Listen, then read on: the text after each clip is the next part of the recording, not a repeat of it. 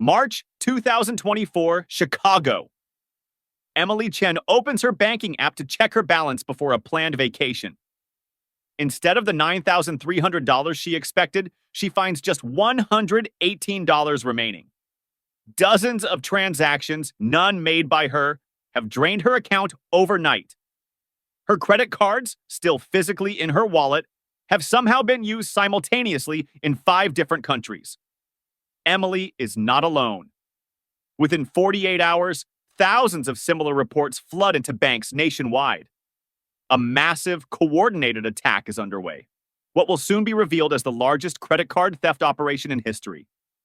In an unprecedented digital heist, a sophisticated criminal network managed to steal and exploit the credit card information of 62 million Americans, resulting in $5.7 billion in fraudulent charges in less than 1 year. After infiltrating payment processors and merchant systems, they executed a meticulously planned operation that spanned 6 continents and remained undetected for months. How did they manage to bypass sophisticated security systems designed to prevent exactly this type of fraud? Why were banks powerless to stop it once it began? And where did the stolen money go?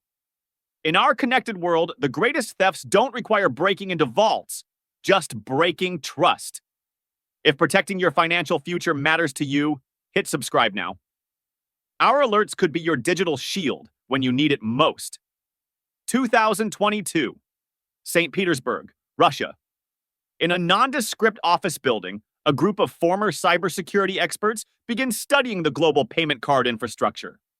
Unlike conventional hackers focusing on individual banks or retailers, this group, later identified by intelligence agencies as GhostCart, was interested in the connective tissue of the financial system, the payment processors that serve as intermediaries between merchants and banks. These payment processors represented the perfect target. They handled millions of transactions daily, stored vast amounts of card data, and operated largely invisible to consumers. GhostCart began methodically probing these systems, searching for vulnerabilities. By early 2023, they had gained access to internal development environments at 3 major payment processors operating in North America and Europe. For nearly a year, they operated silently, studying traffic patterns and security protocols.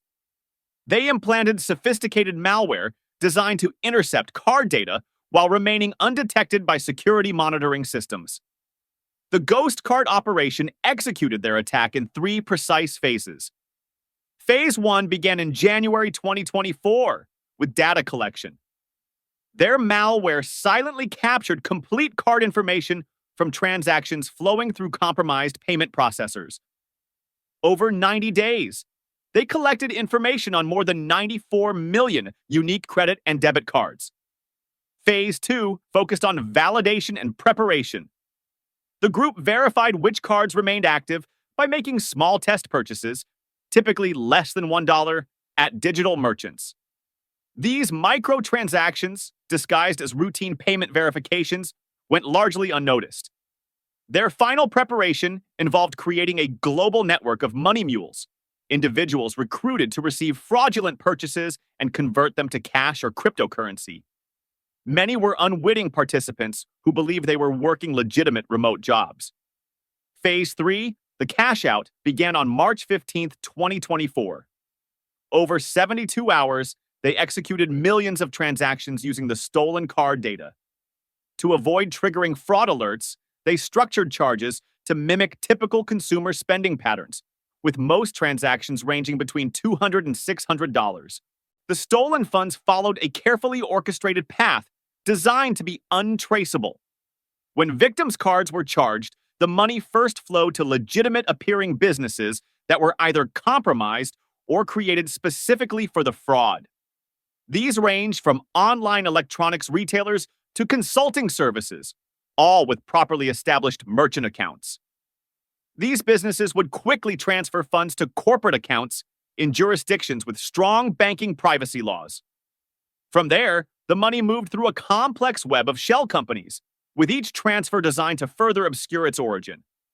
A significant portion, approximately $2.3 billion, was converted to cryptocurrency within days of the initial fraud.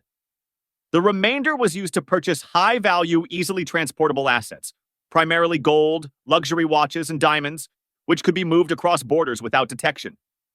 By the time financial institutions fully understood what had happened, most of the stolen funds had moved beyond the reach of traditional recovery methods. The human impact of this massive fraud extended far beyond the financial losses. Emily Chen, the Chicago victim who lost over $9,000, was scheduled to leave for a vacation the day she discovered the fraud. "I was literally at the airport when my card was declined," she recalled. Though her bank eventually restored her funds, the process took 47 days, during which she struggled to pay rent and basic expenses.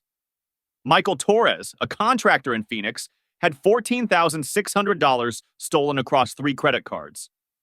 The charges, made to appear as business supplies and equipment, closely resembled his legitimate expenses. His fraud claim was initially denied because the purchases appeared consistent with his spending history. Beyond the individual stories, the broader impact was equally severe. The fraud sparked a crisis of confidence in digital payment systems. Credit card use temporarily dropped by 14% nationwide as consumers reverted to cash for everyday transactions.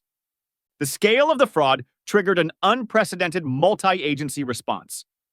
The FBI's Cyber Division took the lead, working alongside the Secret Service's Electronic Crimes Task Force and international partners through Interpol. The breakthrough came in June 2024, when analysts identified a pattern in the malware used to compromise the payment processors. The code contained distinctive elements that matched samples previously attributed to Alexei Volkov, a Russian programmer with ties to state security services. Working with European intelligence agencies, investigators traced portions of the stolen funds to accounts in Latvia and Estonia. Financial records from these accounts led to a network of shell companies registered in Cyprus, which in turn connected to individuals in Russia and Ukraine. In September 2024, Interpol issued red notices for 14 individuals believed to be part of the GhostCart operation. 2 suspects were arrested while traveling in the United Arab Emirates. But the primary orchestrators remained beyond the reach of Western law enforcement. As of May 2025, the consequences of the GhostCart operation continue to reverberate through the financial system. Banks and credit card companies have implemented significant changes to their security protocols. Real-time fraud detection systems now incorporate advanced machine learning algorithms capable of identifying coordinated attacks more quickly. Multi-factor authentication has become mandatory for all high-value transactions. The financial industry has absorbed approximately $3.1 billion of the $5.7 billion in fraudulent charges, with insurance covering another $1.8 billion. The remaining $800 million has largely been passed on to merchants and, ultimately, consumers through higher fees and prices. The 2 GhostCart members arrested in the UAE await trial on multiple charges related to financial fraud and computer crimes. However, the 12 other identified members remain at large, with most believed to be in Russia. The $5.7 billion GhostCart operation represents a watershed moment in financial crime, a demonstration that even the most sophisticated security systems remain vulnerable to coordinated, patient attacks. For individual consumers, the incident serves as a stark reminder that financial security in the digital age requires constant vigilance. Regular monitoring of accounts, use of available security features, and awareness of social engineering tactics have become essential skills rather than optional precautions. In the digital age, awareness is your greatest asset. This is Dark Data Files, decoding the digital underworld together.